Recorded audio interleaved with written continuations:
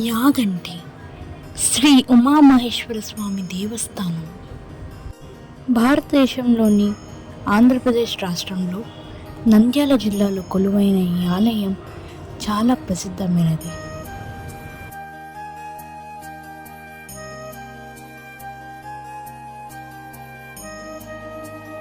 ఈ ఆలయాన్ని 15వ శతాబ్దంలో విజయనగర సామ్రాజ్యానికి చెందిన సంగమ వంశస్థుడైన శ్రీ శ్రీ హరిహర బుక్కరాయ గారు నిర్మించారు. ఇప్పుడు మనం చూడబోయేది అగస్త్య పుష్కరిణి. మునీశ్వరుడైన అగస్త్యుడు ఇక్కడే స్నానం ఆచరించాడు కాబట్టి ఈ కోనేటికి అగస్త్య పుష్కరిణి అని పేరు వచ్చింది. ఈ నీటికి ఔషధ గుణాలున్నాయని కూడా భక్తులు విశ్వసిస్తారు. ఈ నీరే చిన్న కోనేరులోకి ప్రవహిస్తుంది.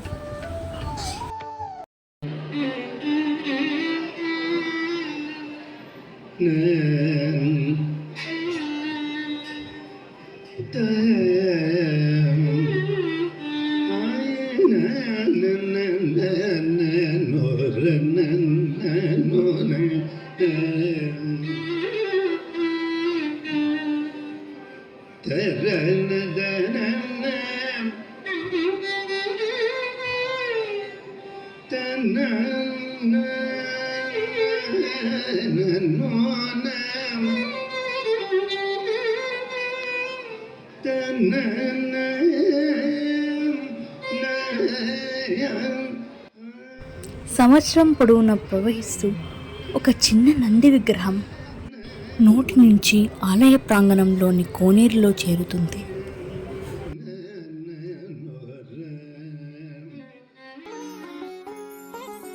ఈ కోనేరులోనికి అగస్త్య పుష్కరిణిలో నీరు ప్రవహిస్తాయి.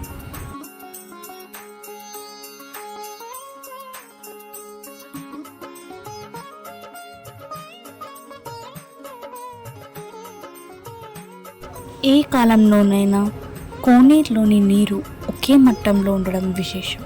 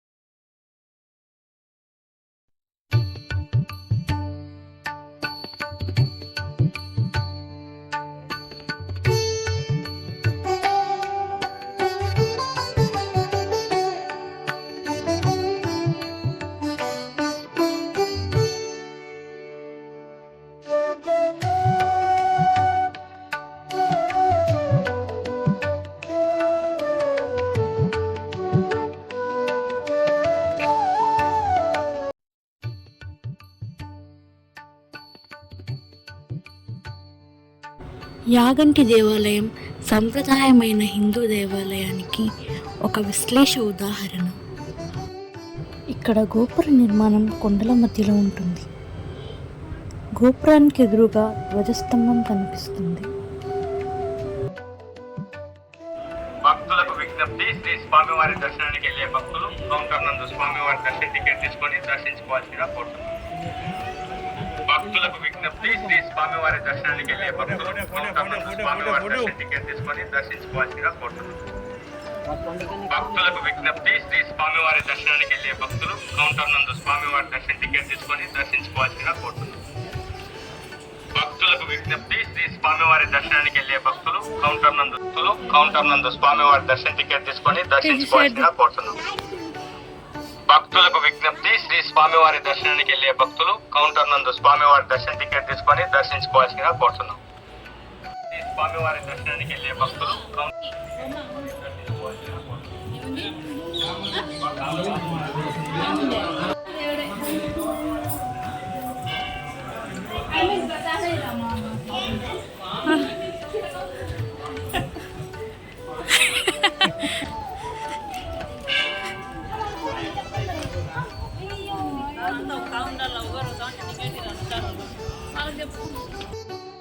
స్థల పురాణానికి చెందిన ఒక కథ. ఆలయ ప్రాంగణంలో ఉన్న ఒక గుహలో తపస్సు చేసిన శ్రీ అగస్త్య మహామునీశ్వరుడు ఇక్కడ శ్రీ వెంకటేశ్వర స్వామికి ఆలయం నిర్మించాలని తలపెట్టారు.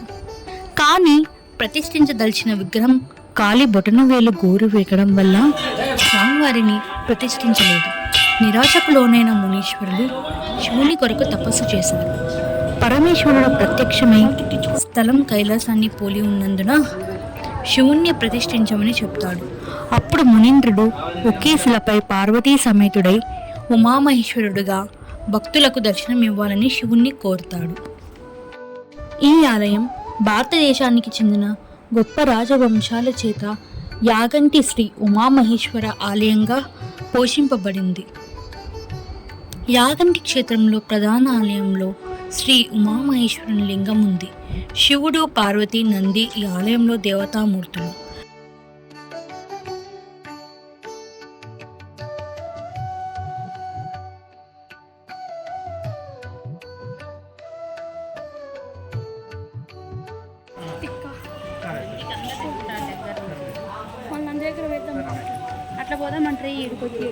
ఇక్కడి ముఖ మండపంలో స్వయంభూగా వెలిసిన బసవన్న విగ్రహంలో జీవకళ ఉట్టిపడుతూ ఉంటుంది. దానిని చూడగానే లేచి రంక వేయడానికి సిద్ధంగా ఉందేమోనని అనిపిస్తుంది.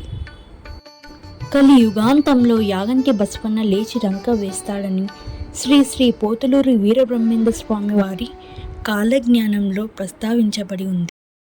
యుగాంతంతో ముడిపడి ఉన్న ప్రత్యేకత యాగంటి బసవన్నకు ఉంది.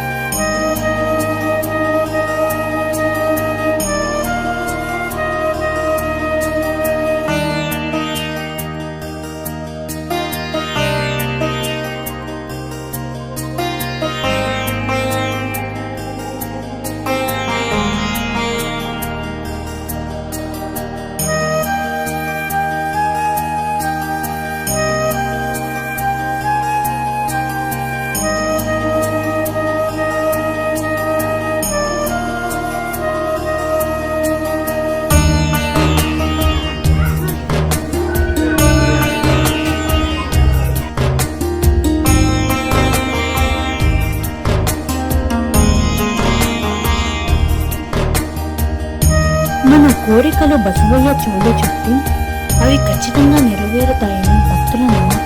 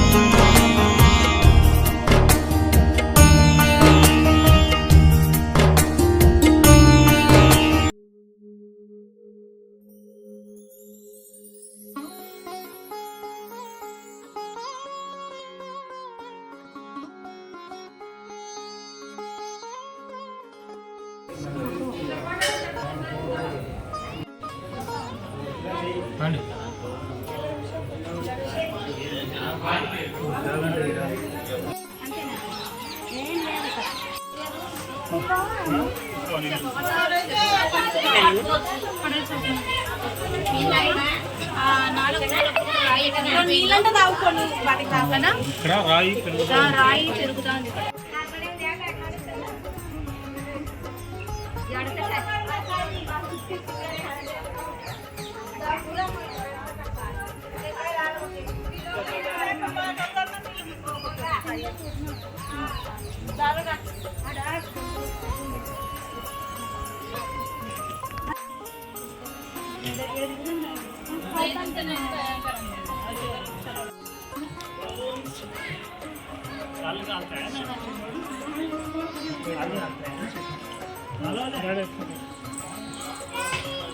అట్లా నాకు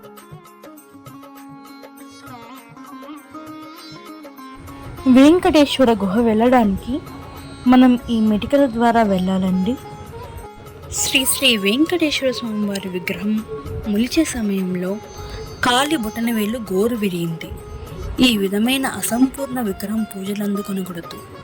అందువలన ఈ విగ్రహాన్ని ఈ గుహలో శ్రీ అగస్త్య మహర్షి ప్రతిష్ఠించాడు. ఈ విగ్రహం తిరుమల శ్రీ వెంకటేశ్వర స్వామివారి ఆలయం నిర్మాణానికి ముందే ప్రతిష్ఠింపబడినది. శ్రీ శ్రీ పోతులూరు వీరబ్రహ్మేంద్ర స్వామివారు తన కాలజ్ఞానంలో ఈ స్థలం తిరుపతికి ప్రత్యామ్నాయంగా మారుతుందని రాశారు.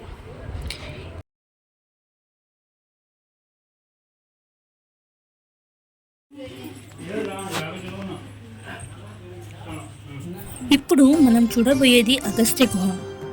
ఇక్కడే అగస్త్య మహాముని శివుడి కోసం తపస్సు చేసేవాడు. ఇప్పుడు మనం చూసేది శివగుహ. ఇక్కడే పోతులూరు వీరబ్రహ్మేంద్ర స్వామి తన శిష్యులకు జ్ఞానబోధ చేశారు. దీనిని వీరబ్రహ్మ గుహ అని కూడా అంటారు. మీరు కూడా యాగంటి బసవయ్య మరియు ఉమామహేశ్వరుల దర్శనం చేసుకోవాలని కోరుకుంటూ థ్యాంక్ యూ.